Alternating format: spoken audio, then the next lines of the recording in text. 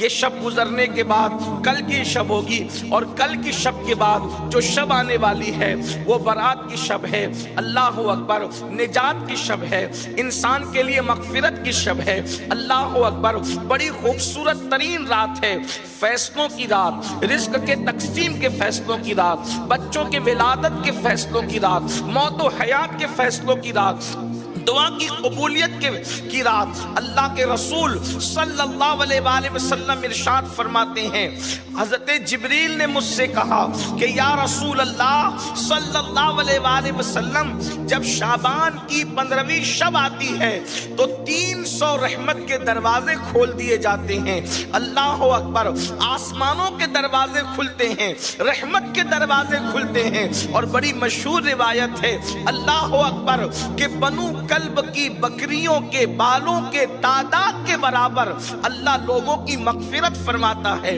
کتنے بندے بخشے جاتے ہیں، اللہ اکبر، غروب آفتاب سے لے کر کے صبح صادق تک اللہ کی رحمتوں کی چھما چھم برسات ہوتی ہے، اور اللہ کی طرف سے اعلان ہوتا ہے کوئی بندہ مغفرت کا طالب تاکہ اس کی مغفرت کی جائے، ہے کوئی بندہ روزی کا طالب تاکہ اس کو روزی عطا کی جائے، ہے کوئی بندہ دل کی مراد مانگنے والا تاکہ اس کی مراد پوری کی جائے۔ اندازہ فرمائے، قدرت کی طرف سے خود اعلان ہو رہا ہے، اللہ اکبر، یہ کسی دنیا دار کا اعلان نہیں ہے کہ اعلان کرنے کے بعد مکر جائے، یہ کسی سیاسی انسان کا اعلان نہیں ہے کہ اعلان کے بعد بھی عطا نہ کرے، واللہ یہ میرے رب کا اعلان ہے جس کے بارے میں اللہ نے خود فرمایا، قل صدق اللہ، اے محبوبہ فرما دے کہ اللہ سچا ہے۔ ایک مقام پر فرمایا، ان اللہ لا یخلف المیعاد،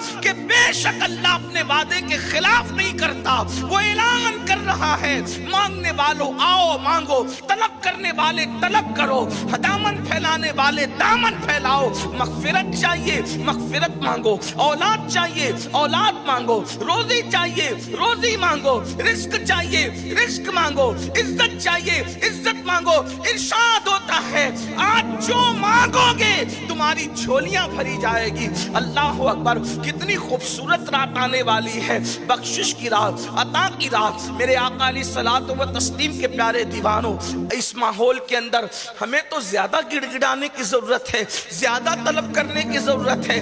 آج کل لوگ پوچھتے ہیں ایسے حالات میں مسلمانوں کو کیا کرنا چاہیے، جبکہ دنیا کے اندر ہاہاکار مچا ہو، دنیا کے اندر طوفان بدتمیزی بپا ہو، دنیا کے اندر جرائم اللہ اکبر گھر گھر عام ہو، کہیں پر دھواں نکل رہا ہو بستی سے، کہیں پر لاشیں بکھر رہی ہو، کہیں پر اللہ اکبر تباہی مچی ہوئی ہو، کہیں پر انسانی خون سے ہولی کھیلی جا رہی ہو، کہیں پر بچوں کی جو ہے وہ آواز چیخ اور پکار سنی جا رہی ہو، کہیں پر گھر سے بے گھر کیا جا رہا ہو، کہیں پر چھت سے بے چھت کیا جا رہا ہو، کہیں پر دوپٹے چھینے جا رہے ہو، کہیں پر آبرو لوٹی جا رہی ہو، کہیں پر انسانی خون جو ہے پانی سے بھی زیادہ سستا ہو گیا ہو، کہیں پر جانوروں کی تو اہمیت ہے انسانوں کی اہمیت نہ ہو، ایسے موقع پر کیا کیا جائے؟ اللہ اکبر، کسی بہت بڑے مفکر نے کہا تھا،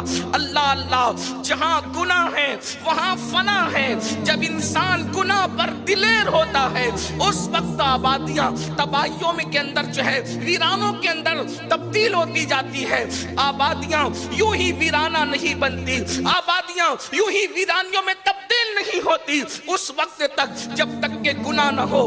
گناہ بڑی خطرناک چیز ہے، جہاں گناہ ہے وہاں فنا ہے، گناہ ہمیشہ بربادی لاتا ہے، گناہ ہمیشہ تباہی لاتا ہے۔ تمہیں نہیں پتا، اللہ اکبر، تم سے پہلے لوگوں نے جب گناہ کیے، لوگوں نے جب جرائم کیے تو آسمان سے پتھروں کی بارش ہوئی۔ پتھروں کی بارش کس نے کی؟ بہت غور سے سننے کی، خیال کرنے کی ضرورت ہے۔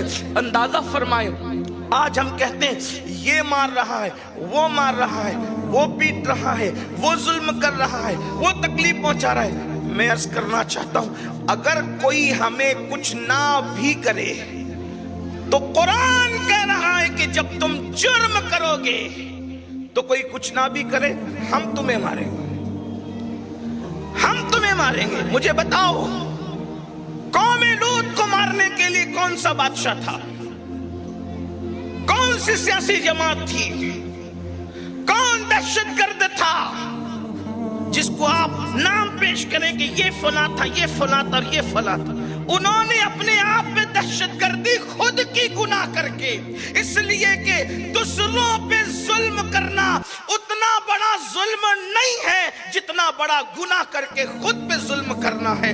گناہ تو خود پہ ظلم ہے۔ قرآن کہتا ہے وَلَوْ أَنَّهُمْ إِذْ ظَلَمُوا أَنفُسَهُمْ جَاءُوكَ، اگر وہ اپنی جانوں پہ ظلم کریں، سب سے بڑا ظلم اپنی جانوں پہ ظلم ہے، اور جان پہ ظلم اس کو کہتے ہیں کہ انسان گناہ کرے۔ اس لیے کہ انسان جو بھی ظلم کرے گا اس سے دنیا کی مصیبت آئے گی، لیکن جب انسان گناہ کرے گا تو اس سے جہنم کا دردناک عذاب ہوگا۔ اور جہنم کا دردناک عذاب کیا ہے؟ تو یاد رکھنا، اس کے سر پر اپنی جرائم کا بوجھ ڈال کر ہم سبکدوش نہیں ہو سکتے، ہمیں کلین چٹ نہیں مل سکتی۔ اندازہ کریں، قرآن کہانی قصے کی کتاب تو نہیں، لیکن قرآن نے جو قصص بیان کیا ہے اس لیے بیان کیا تاکہ عبرت ہو، ہمیں عبرت ہو، ہمیں پتہ چلے۔ اندازہ کریں، قوم لوط نے جب جرم کیا تو اللہ پاک نے آسمان سے ڈائریکٹ پتھر برسائے، اور پتھر برسے کی شان سے، اللہ اکبر، توجہ تو کریں، غور تو کریں کہ شان سے پتھر برسے۔ پتھر سر پہ گرتے تھے، چھوٹے چھوٹے پتھر تھے، بہت بڑے پتھر نہیں تھے، چھوٹے پتھر سر پہ گرتے تھے، اور وہ انسان کے وجود کو چیرتے ہوئے نیچے سے باہر ہو جاتے تھے۔ اندازہ فرمائیں، اندازہ کریں، کیا آج میری قوم میں قوم لوط کا گناہ موجود نہیں ہے؟ اللہ اکبر، کچھ لوگوں کو ہواؤں سے میرے اللہ نے برباد کر دیا، آندھی سے میرے اللہ نے برباد کر دیا، کچھ لوگوں کو طوفان نوح سے میرے اللہ نے برباد کر دیا، کچھ لوگوں کو پانی میں ڈبا کر میرے اللہ نے برباد کر دیا۔ پتا چلا جہاں گناہ ہوگا وہاں فنا ہوگا، وہاں آبادیاں ویرانے میں تبدیل ہوگی۔ پھر اس کا علاج کیا ہے؟ اس کا حل کیا ہے؟ میں سمجھتا ہوں انسان جتنے گناہ کر رہا ہے، شاید ہم لوگوں سے زیادہ آپ کو پتا ہے ہم کیا گناہ گنوا سکتے ہیں۔ آپ کو جو گناہ کے بارے میں علم ہے، اللہ اکبر، قوم لوط کا عمل اس قوم کے اندر موجود، قوم عاد کا گناہ اس قوم کے اندر موجود، قوم سمود کا گناہ اس قوم کے اندر موجود، اللہ اکبر، قوم شعیب کا گناہ اس قوم کے اندر موجود، قوم نوح کا گناہ اس قوم کے اندر موجود۔ وہ کون سا گناہ ہے جو ہم نہیں کر رہے ہیں؟ یاد رکھنا، انہوں نے تو دو چار گناہ کیے، اور اس کے بعد ان پہ پتھر برس گئے، ان پہ ہوائیں آ گئی، ان پہ سیلاب آ گیا، ان پہ آندھیاں آ گئی، اللہ اکبر، ان پہ زلزلے آ گئے، ان پہ چنگاڑ آ گئی، اللہ اکبر، کبھی کبھی ان پہ جوؤں کا عذاب آیا، ان پر خون کا عذاب آیا، ان پر دیمک کا عذاب آیا، ان پر مینڈک کا عذاب آیا، طرح ان پہ الگ الگ قسم کے عذابات آتے رہے۔ لیکن مسلمانوں، آج اجتماعی طور پر ہم پر اس لیے عذاب نہیں آتا، اس لیے کہ ہمارے درمیان آمنہ کے لال مصطفیٰ جان رحمت اللہ کے محبوب موجود ہے، اور میرے امام نے اس کو بڑے خوبصورت انداز میں 2 مصروں میں بیان فرمایا۔ ارشاد فرماتے ہیں، انت فیہم نے عدو کو بھی لیا دامن میں، انت فیہم نے عدو کو بھی لیا دامن میں۔ عیش جاوید مبارک تجھے شیدائے دوست، ارے ان کی موجودگی تو دشمنوں کو بھی عذاب سے بچائے ہوئے ہیں۔ اگر تو رسول اللہ کا وفادار ہو جائے، جب دشمنوں کو ان کی موجودگی بچا سکتی ہے، تو حضور کا وفادار ہوگا، اس دنیا میں بھی عذاب سے بچے گا، آخرت میں بھی عذاب سے بچے گا، اس شان سے کہ ڈھونڈا ہی کرے صدر قیامت کے سپاہی، وہ کس کو ملے جو تیرے دامن میں چھپا۔ لیکن انسان آئے تو دامن میں، آج انسان حضور کے دامن میں آنے کی بجائے گناہوں کے دامن میں آ رہا ہے، جرائم کے دامن میں آ رہا ہے۔ اللہ کے بندو، جہاں گناہ ہے وہاں فنا ہے، اور اگر گناہوں کے وبال سے جرائم سے بچنا ہے تو آئیے اس کا بہترین علاج یہ ہے کہ اللہ کی بارگاہ میں گڑ گڑاؤ، اللہ کی بارگاہ میں سچی توبہ کرو۔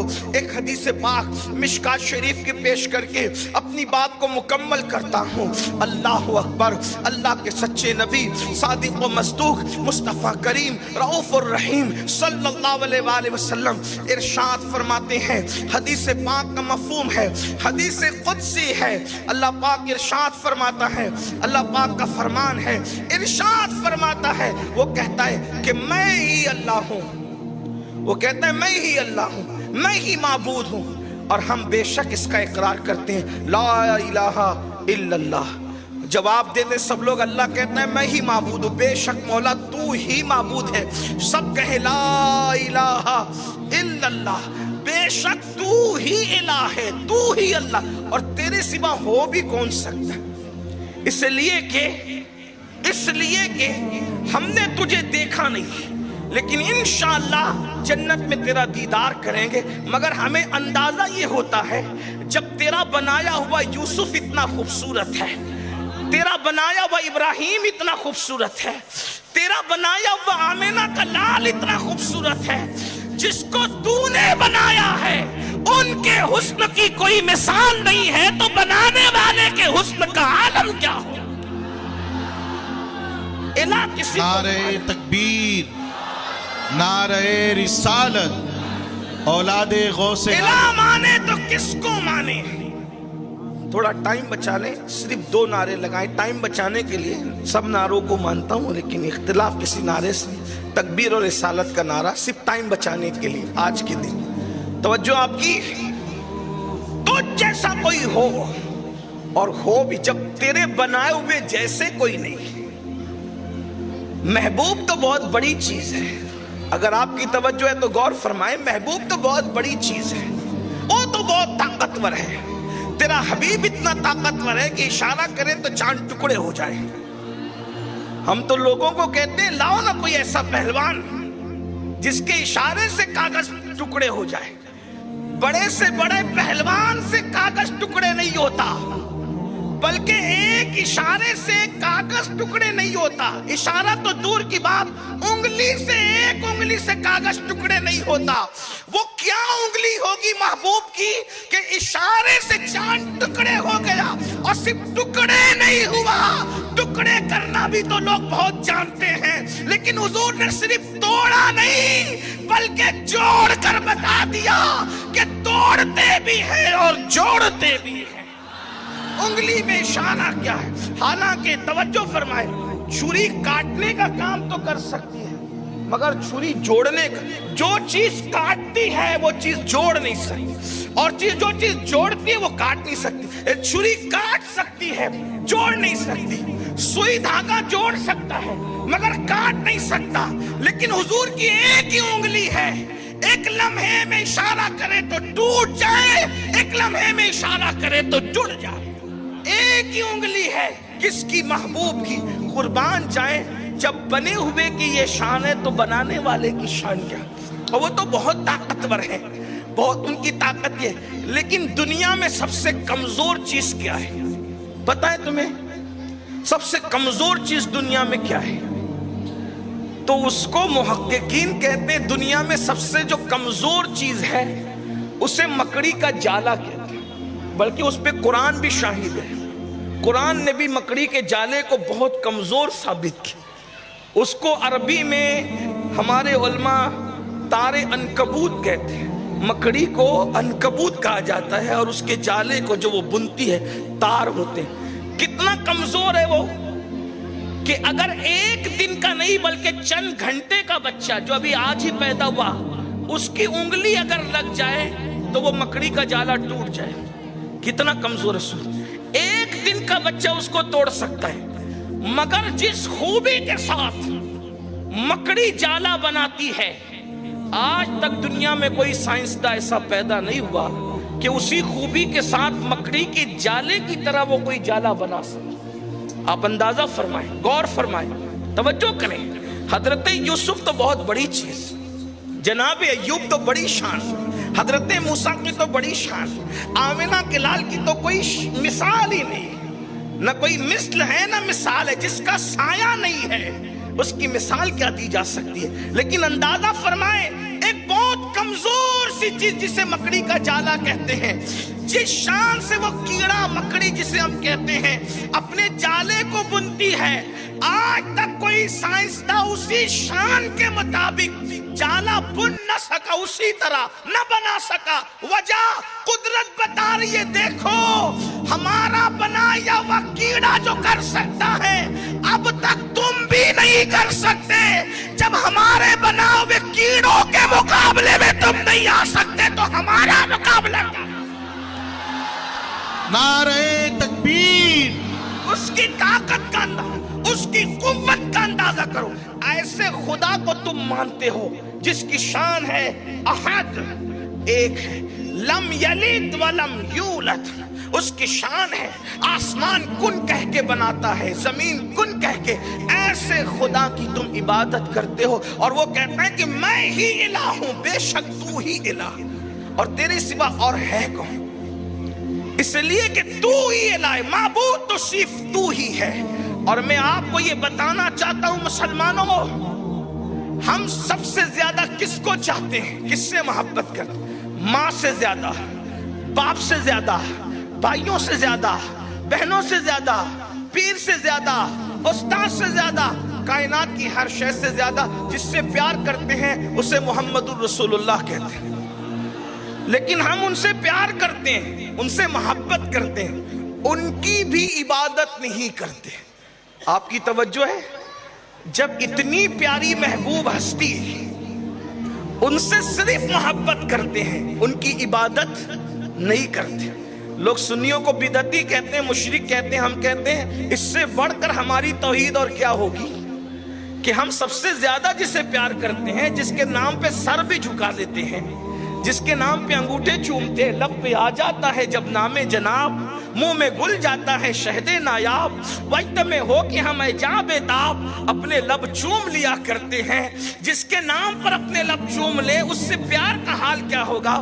جس کے نام پر حالت یہ ہے کہ مرنے کا بھی شوق ہے، جس کے نام کی محبت کا عالم یہ ہے کہ دل جان سب قربان کرے، ارے جان نہیں بلکہ جہان قربان کرے، جہان نہیں بلکہ دو جہان قربان کرے، مجبور ہو کر پھر کہتے ہیں کہ دو ہی جہان ہے، یہ ہماری مجبوری ہے۔ اگر اس سے زیادہ بھی جہان ہوتے تو وہ بھی قربان کرتے۔ کرو تیرے نام پہ جا فدا، نہ بس ایک جہاں دو جہاں فدا، دو جہاں سے بھی نہیں جی بھرا، کروں کیا کروڑوں جہاں نہیں، کیا کریں؟ ہمارے بس میں نہیں ہے، یہ ایک جان کیا ہے؟